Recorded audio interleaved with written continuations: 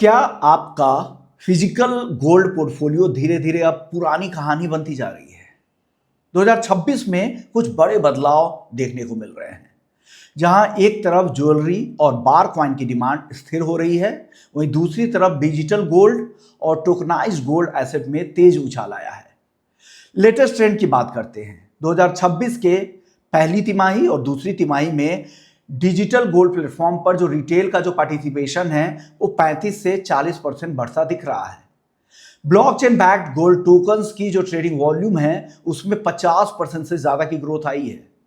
Central banks अब भी physical gold खरीद रहे हैं, लेकिन रिटेल पूरी तरह से डिजिटल की ओर शिफ्ट होता जा रहा है। यानी बड़े खिलाड़ी अभी भी वॉल्ट्स भर रहे हैं, लेकिन आम निवेशक मोबाइल में सोना जमा कर रहे हैं। आखिर ऐसे बदलाव क्यों आ रहे हैं? फिजिकल गोल्ड पीछे क्यों छूटता दिख रहा है? इसके पीछे जो बड़े कारण है वो है लिक्विडिटी रिवॉल्यूशन। डिजिटल गोल्ड यानी instant buy sell, no making charges, portability, लाखों का सोना अब एक ऐप में, स्टोरेज की चिंता नहीं। साथ साथ ट्रांसपेरेंसी की अगर बात करें तो blockchain back tokens, audit trail clear, fractional ownership और 100 रुपए से भी छोटी रकम में निवेश।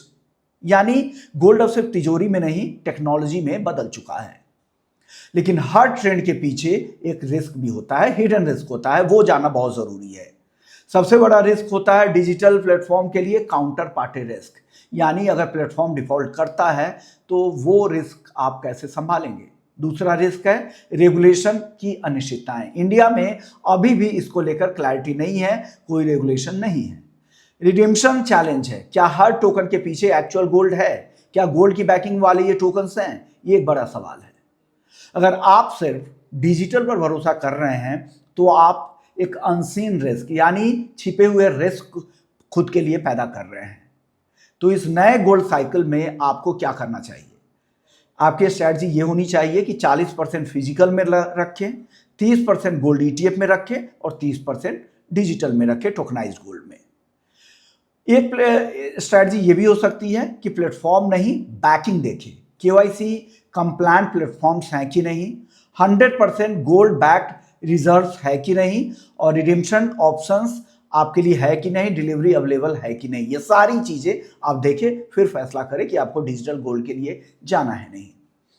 सोचिए अगर आने वाले 5 सालों में फिजिकल गोल्ड सिर्फ सेंट्रल बैंक्स और इंस्टीट्यूशंस तक अगर सीमित हो जाए और रिटेल पूरी तरह से डिजिटल में अगर शिफ्ट हो जाए, तो क्या आपका पोर्टफोलियो उस दुनिया के लिए तैयार है?